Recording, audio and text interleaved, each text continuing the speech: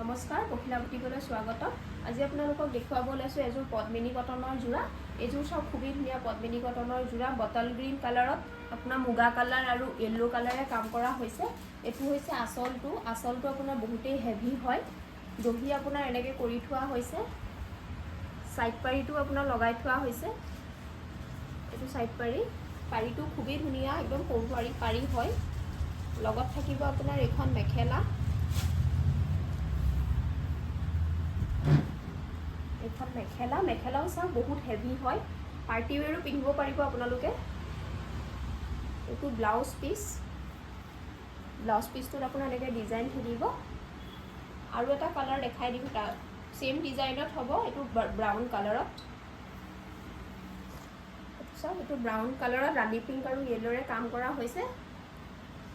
খুবেই ধুনীয়া, কালাৰকেইটা বহুত ধুনীয়া হয়।